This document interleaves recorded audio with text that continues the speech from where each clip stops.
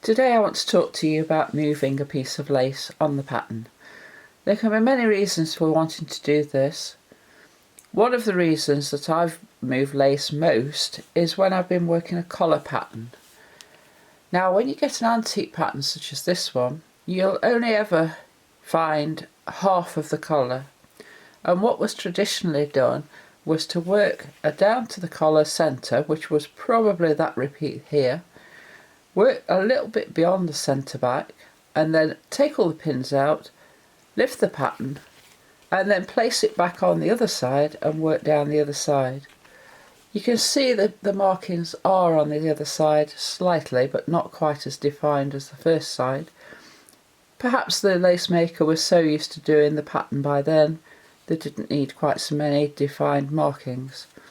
But that's the way a collar would traditionally be worked, because then you get the second side a complete mirror image of the first.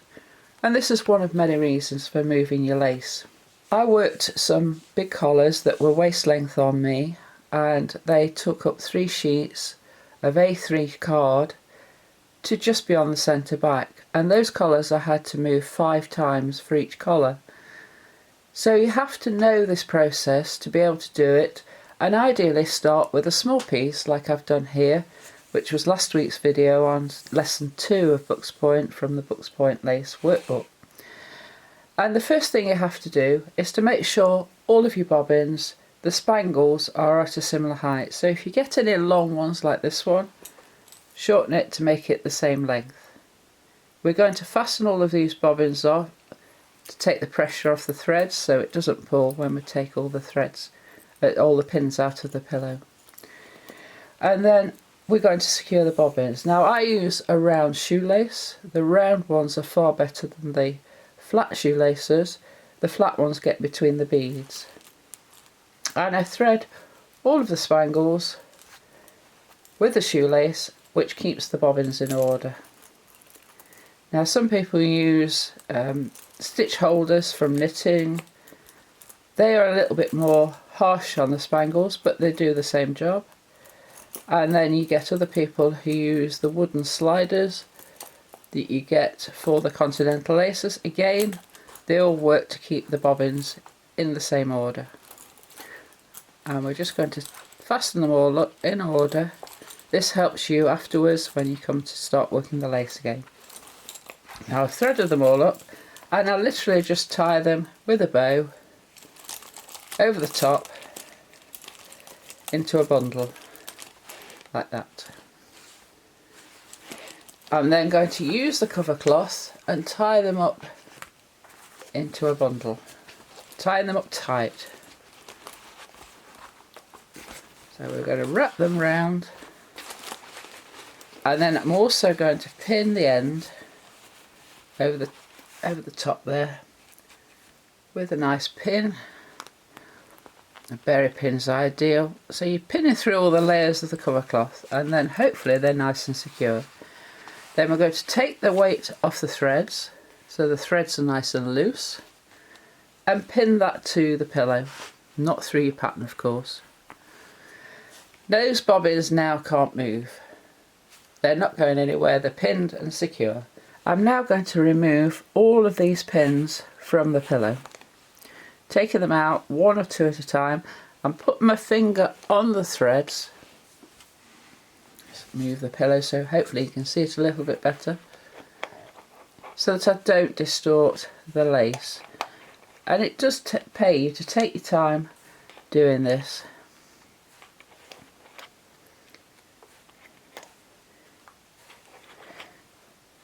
Now there can be other reasons for doing this on a straight piece.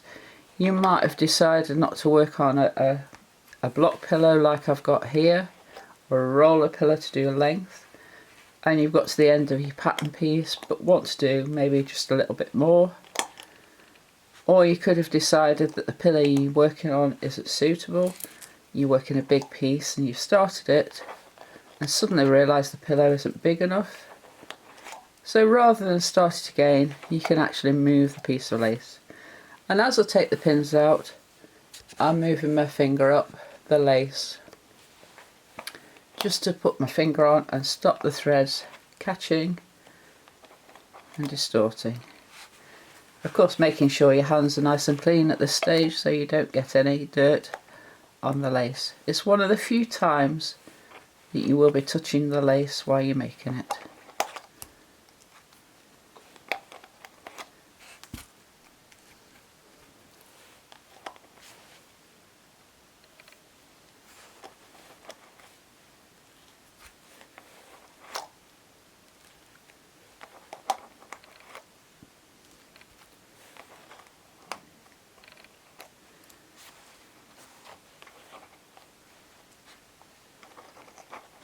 This is really scary the first time you do it, and that's why I say it's good to practice on a small piece like this sample, because then when you're faced with a much larger piece you're not so worried about it, you know how to do it, you've got the confidence to do it.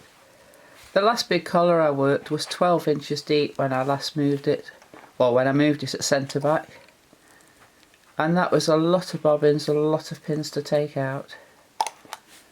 Just do it when you've got time, in very good light, and when you're not tired, to get the best results.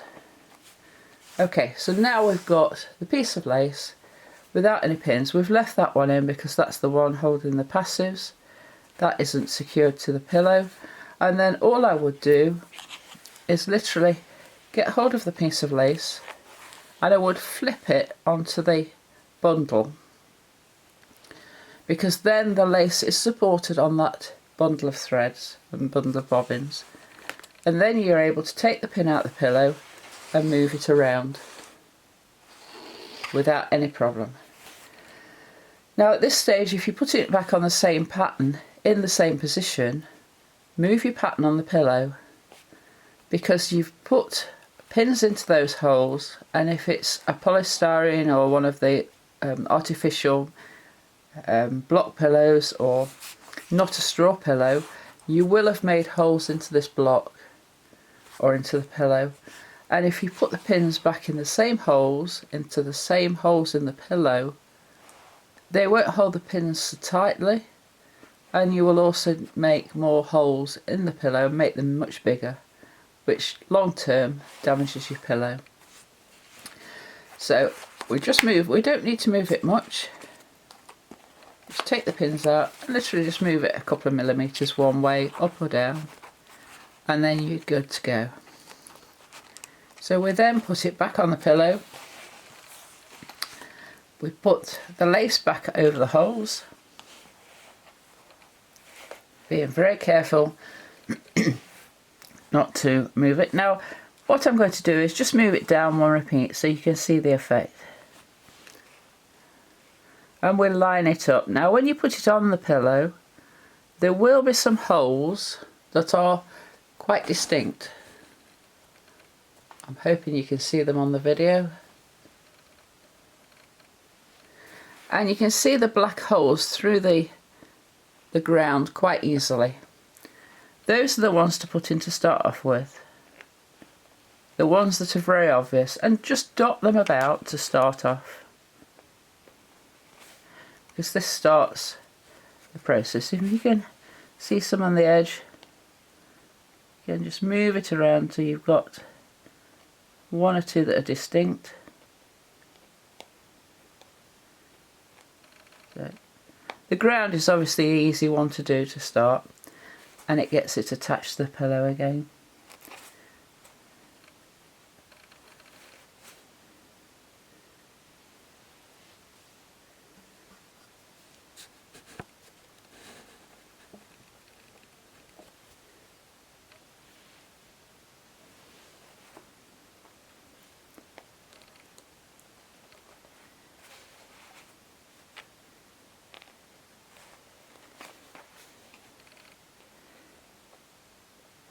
Now on the head side, if you've got picots, it's not advisable to try and get the pins back in the picots. On here I've got winky pins, so it's not so difficult, but you will need to get 2 or 3 at the bottom to get it pinned down. And if you do them randomly like this to start off with, it lines it back up. And you can then start seeing which ones need to go in into which pinholes. And once you start doing that, now you can see that stretched it out a little bit, and you start dotting them around. And I would generally put in about 1 inch of pins, and the last ½ inch would probably need to be virtually all of the pins back into the holes.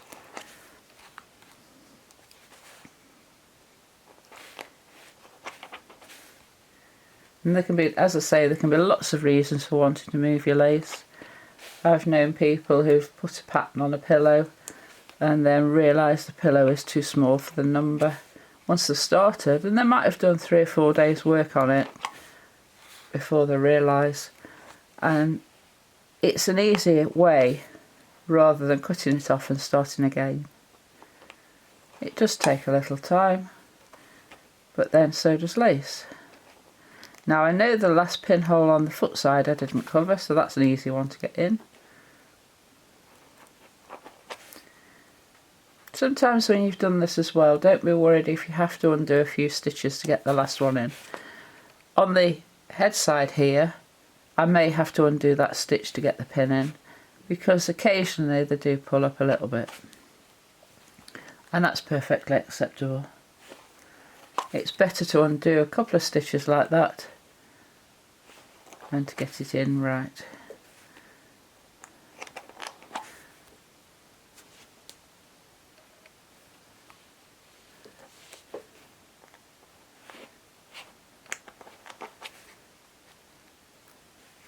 And you can now see it starting to take shape. And it really hasn't taken me that many minutes to do this, but it does take a little bit of practice.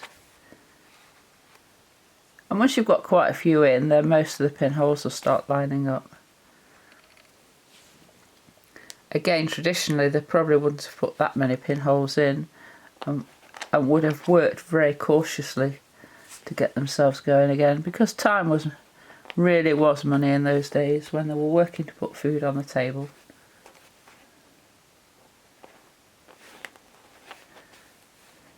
Now the critical ones that you must get in are the edge ones, particularly where you've got a foot side and you have passives running straight down. These are very, very easy to pull the passives and make them pull up. So all of the edge ones for at least a couple of inches, and even further back, need to go in. I'm having difficulty finding the holes for that one. It may be that one's a little bit out. That one's okay there. If you have difficulty initially finding the holes, put some in adjacent to it, and that will often help it line up. And just take your time. I can see one there. Usually when the holes line up, you can see the black pinhole through the white lace. You see the darkness. And you can see it's nearly all there now. At this stage I would probably just take the last couple of pins out there on the head side, just to help. Last 2 stitches even, not the pins, because the pins aren't in.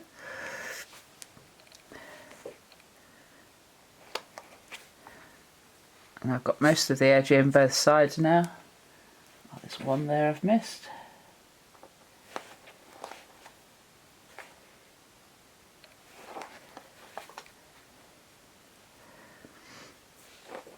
And again, I'm trying to lean the outside edge ones out. The ones in the middle are a little bit more random. Managed to get that one in. I can see the hole there, and there's one there, and a couple more on the edge here. And now they're actually going in quite easily because they're lined up. Whenever you're putting the pins back in, try not to split the threads as well. We don't want any split threads. And the bottom line of ground, because the pins aren't covered, Again, the pins just go in.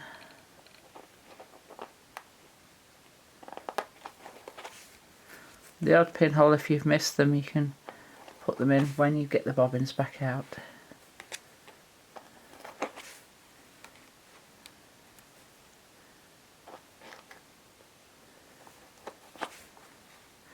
And that's about it. We now have all the pins back in as far as we need to. Obviously, if it was a longer length, we would put in more on this edge to make sure that the passives weren't pulled. And you're now ready to start work again. Undo your cover cloth, take the bobbins out, and you're ready to go.